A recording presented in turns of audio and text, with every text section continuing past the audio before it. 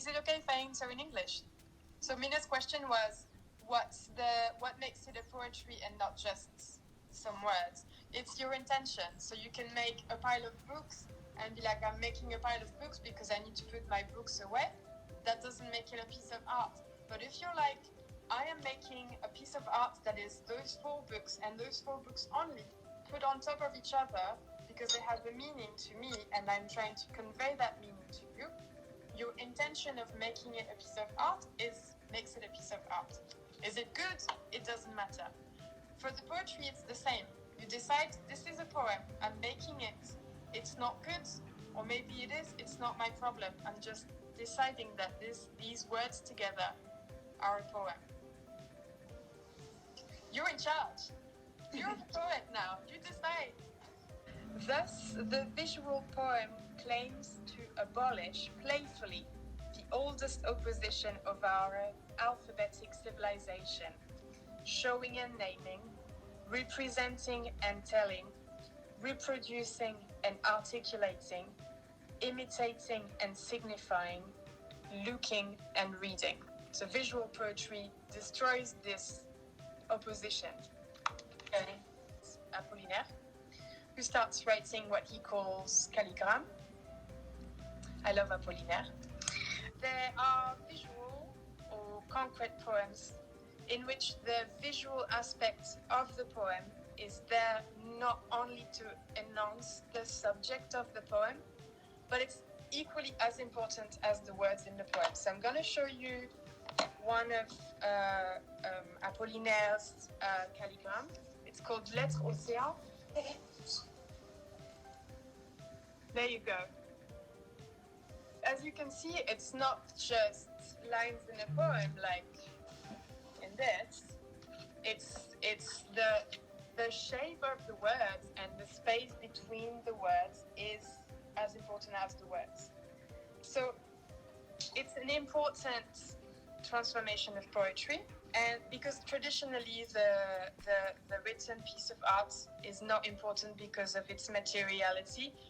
A poem could be written on any sort of paper with any ink in any form. It doesn't matter, it's just a word. And visual poetry changes that. The materiality of the poem becomes as important as the poem. I've got the exercises now. Should we do some exercises? Yes. Okay, so I'm gonna, I want to try sort of like let it all go, just stop thinking what you think, stop thinking that you should have expectations about what poetry is. So maybe we can have like 2 minutes or just a few minutes. I would like you to write a found poetry poem. So I would like to look around you and to steal words that you can see from where you're sitting. Just try not to choose too much what you want to put as your poem. Just look, you see something, you find 2-3 words, you write them down, you look somewhere else. Okay. You see 2-3 words, you write them down. And you write them down on your page just as you see them. No control, no expectation. It doesn't have to be pretty. It doesn't have to mean anything. Just use it as an exercise to let go of what poetry is. Okay? Okay. All right. I'm gonna do that too. Mina she has to write down words that she see, or like if she see shoes, she write down shoes, but she see there is a shoe or not okay. The word shoe. Well, this exercise is to steal poetry, to steal words. So it's just words that you see. So you see a written word somewhere, you steal it. Right, to steal poetry from around you, steal some words and make a poem. Perfect. Let's go. Okay, let's go.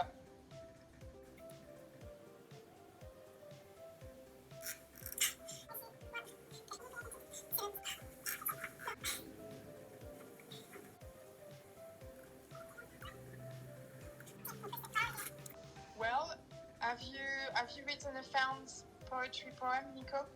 You don't have to read it. No, I was laughing because I do like this, and I had these two books, Transmission and Transbritain, and then I do like this, and I have my bag from Gender Bender, so it was transgender, and I was like, ah. See, that's the funny thing about found poetry is that your eyes decide something that, and so out of this you do get some meaning that is created out of seemingly random associations, and you're trying not to decide too much, but you get something. So I had The Rise, Heaven King, Consider Everything, multi-purpose paper, and I'm like, that's funny because it does create meaning even though I'm trying not to control it. Yes. Yeah. It's hard not to choose too much, you're right, Sandrine, because you're constantly trying to curate what you see, and of course we do choose to a certain extent. Like I wasn't going to put permis de conduire, for instance, but I could have. The thing is, like, because in some way, even if we don't want to, we are attached to a result. Yeah. And so maybe unconsciously we pick something that makes sense. Yeah, or maybe your brain is trying to tell you something, you know, like you see trust gender because maybe that's what you're concerned about right now, and maybe in 2 weeks you see entirely different things. So it tells you a little bit about you as well, what you notice at any given time. Of course. So it's kind of like, you know, like what I was saying, the aim of the surrealist art practice to access another layer of understanding and meaning is what you access through little exercises like that. Of course. So yeah. Drawing is something I always did, so I have no particular like fear of doing wrong, because I passed already in all my life in all the phases of I can do it and everything. With writing is something I do very intimate, and I bring my poetry notebook in which I write down my poems, which are with also drawing. And what you said, so it's like feels very good for someone who's not literal or think that can't write like me. This approach, this kind of approach, make me feel like let's go. I want to try it right now. Yeah. Now what I do is like writing, but also hiding this behind the drawing. So the drawing is like, okay, if the words are bad, there is a drawing that maybe make it better, judgment. But in this way, it's like, okay, go us down the falaise, down the cliff. Sandrine is asking me to repeat what a calligram is. So I'm just going to repeat it quickly for her. A calligram, I found a really good one here. That's a calligram. That's a poem in which the words have been just put together to make a drawing. Find a book that you have at hand, or a magazine, or anything. Or if you've prepared a poem that you like, just grab it, open it, take a couple of lines, write them down on a piece of loose paper, and then cut each word separately. That's the first bit of the exercise. Good. Second bit of the exercise, you putting it back on the paper without controlling the order in which you put back the words on the paper. You try to get rid of control. You try to let go of control of what you're writing. Just let the randomness of it be the poem.